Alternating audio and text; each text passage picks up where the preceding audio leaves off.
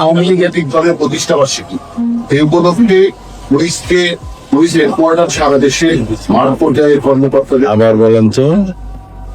আগামী মঙ্গলবার একটি নিষিদ্ধ এখন ঠিক আছে। দলের কার্যক্রম থাকবে। আওয়ামী লীগ নামে কোন সংগঠন তো নাই।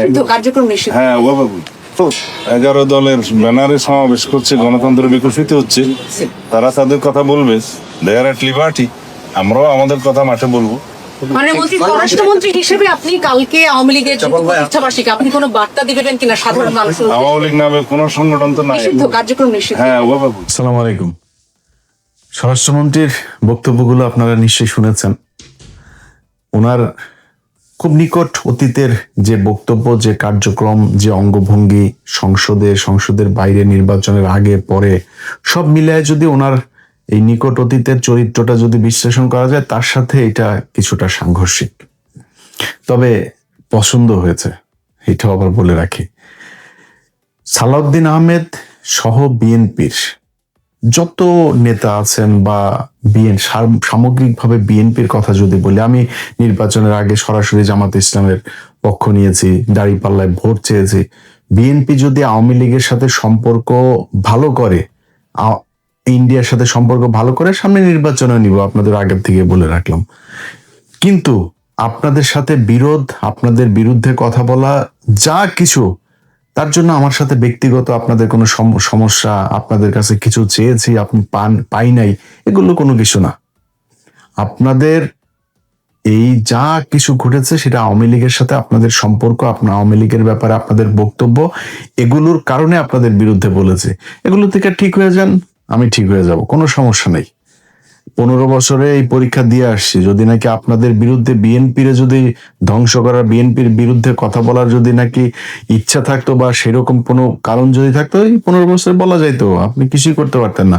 15 বছরে প্রকাশ্যে বলেছে, হ্যাঁ আমরা বিএনপি করি, আমি জামাত করি, আমি রাজাকার, আমি পাকিস্তান, কোনো সমস্যা নেই, শুধু আওয়ামী লীগ বলতে পারবে না। তো সে আওয়ামী লীগের প্রশ্নে আমার অবস্থান যা ছিল আজকেও তাই আছে। আপনি যদি নাকি আওয়ামী লীগের পক্ষে কথা বলেন, আওয়ামী লীগের বাঁচানোর জন্য, আওয়ামী লীগকে আবার কার্যক্রম পরিচালনা করার সুযোগ দেওয়ার, আবার রাজনীতিতে আসা, নির্বাচনে অংশ নেওয়ার, এগুলো করবেন ভাই, এগুলো আমার রক্তের মধ্যে লাগে। অতএব এইখান থেকে বের হবেন, কোনো সমস্যা নেই। আজকে সালাউদ্দিন আহমেদের সাথে আমার যে সম্পর্ক, আমি সালাউদ্দিন আহমেদকে নিয়ে বহু বাজে কথা বলেছি, বহু কটু কথা বলেছি, ভিডিও বানিয়েছি, সব করেছি। কারণ কি? ওনার সাথে আমার সম্পর্ক খারাপ ছিল না তো। উনি যখন ক্ষমতায় ছিলেন না, যখন বন্দী ছিলেন, তথাকথিত বন্দী যখন তিনি ভারতে ছিলেন, তখন তার সাথে আমার কথা হয়েছে, অনেক ভালো সম্পর্ক ছিল, উনি আমারে খুব স্নেহ করতেন, কোনো সমস্যা ছিল না তো। তখন কি ওনার পাওয়ার ছিল নাকি?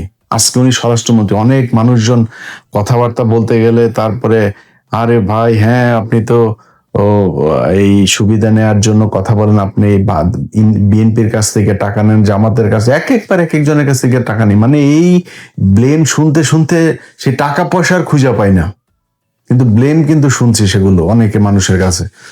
তো এখন আজকে সালাউদ্দিন আহমেদ স্বরাষ্ট্রমন্ত্রী, তার সাথে আমার সম্পর্ক যতটুকু ছিল, এই অতটুকুই যদি আমি খালি মেনটেন করতাম, অতটুকু যদি ঠিক রাখতাম, আমার কোনো সমস্যা ছিল না তো। আমার বহুত কিছু কামাইতে পারতাম ভাই। ওই কামানোর চিন্তা থাকলে এই দেশে বিএনপি আসার পরে কামাইতে হইতো না। বিএনপি যখন ক্ষমতায় ছিল না, তখন আওয়ামী লীগের কাছ থেকে যেসব অফার ছিল, বহুত বড় বড় অফার, ছোটখাটো অফার না, অনেক বড় অফার ছিল। অতএব সেগুলি করি নাই তো। এই দেশের সাথে কোনোদিন বিট্রে করি নাই।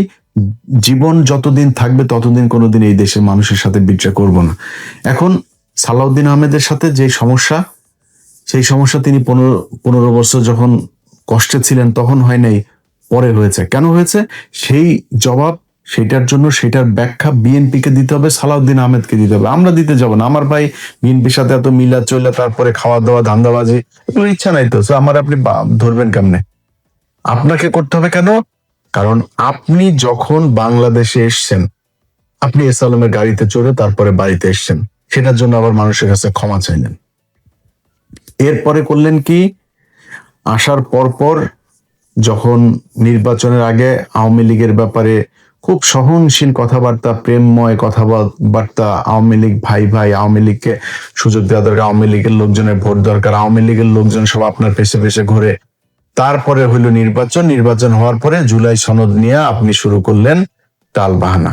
বিএনপির কোন নেতার কোনই নেই, এমনকি প্রধানমন্ত্রীও কথা বলেন, অথচ আপনি ঘুরায় পেঁচায় জুলাই সনদ আপনি মানবেন না, হবে না, করতে দেওয়া যাবে না। তারপরে এই হাদির হত্যাকাণ্ড থেকে শুরু করে কোনো জায়গায় আপনাদের কোনো ভালো বক্তব্য পাওয়া যায়নি। তারপরে শুরু হলো এক এক করে প্রশ্ন ওঠা, অনেক সন্দেহের তীর, অনেক প্রশ্ন তখন আমরা খুঁজতে থাকলাম।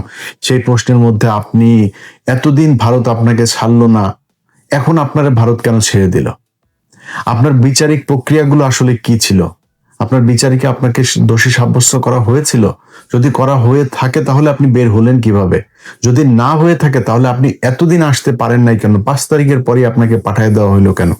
তারপরে যাই হোক সব কিছু শেষ করে আপনি আসলেন, ধরলাম আপনি আপনার ভারতে এমনি আসতে দিল বিএনপির সাথে সম্পর্ক ভালো রাখার জন্য। আপনি দেশে আসার পরে ট্রাইব্যুনালে আপনি গেলেন, ট্রাইব্যুনালে গিয়ে সারা দেশের মিডিয়া নিউজ করলো যে আপনি আপনার গুমের ঘটনার অভিযোগ করেছেন, কিন্তু আপনি অভিযোগ করেন নাই। পরে ট্রাইব্যুনাল থেকে আমাকে জানানো হইলো যে উনি কিন্তু অভিযোগ করেন নাই, আপনাকে যেতে বলার পরও আপনি যান নাই। এরপরে আমি যখন ওইটা নিয়ে পোস্ট করলাম, তারপরে আপনি ব্যাখ্যা দিলেন আপনার আইনজীবী আপনাকে বারবার বলেছে আপনি সময় পান না এই জন্য। আরে ভাই, ইন্ডিয়া আপনাকে গুম করে রেখেছিল 5-6 বছর, আপনার তো দেশে এসে সবার আগে আপনি সেইটার বিচার চাবেন, সেইটার প্রতিশোধ নিবেন, আপনার সেইটার জন্য আপনি সময় পান নাই। আপনার সময় কোথায় যায়?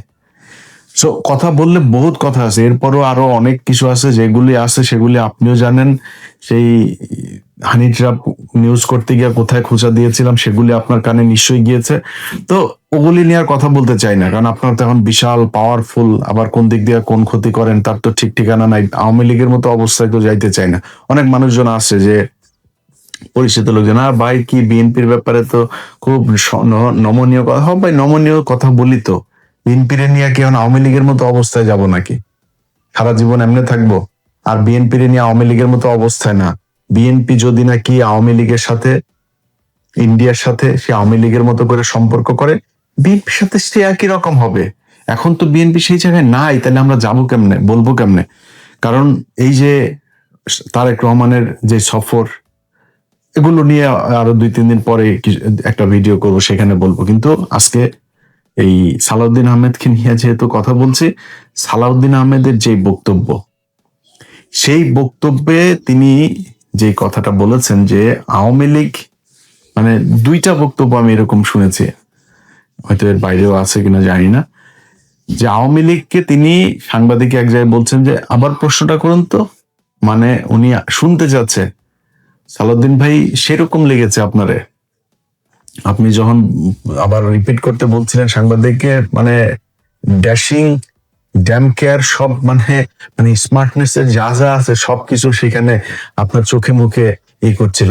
ভাই এইটাই চাই আপনি, ভাই আমার মানে যা আছে, আমার জায়গা জমি সম্পত্তি সব নিয়ে নেন, কোনো সমস্যা নেই ভাই। ইন্ডিয়া ভারতের ব্যাপারে যদি আপনি কঠোর থাকেন, আপনি আমার বাপ, কোনো সমস্যা নেই। আমার আপনার প্রতি কোনো ক্ষোভ থাকবে না, কোনো জেদ থাকবে না, রাগ থাকবে না, আপনার বিরুদ্ধে একটা কোনো পোস্ট করব না, কিচ্ছু করব না। অতএব এই জায়গায় ভাই ঠিক থাকেন, আওয়ামী লীগের ব্যাপারে যেভাবে কথা বলেছেন এইভাবেই থাকতে হবে।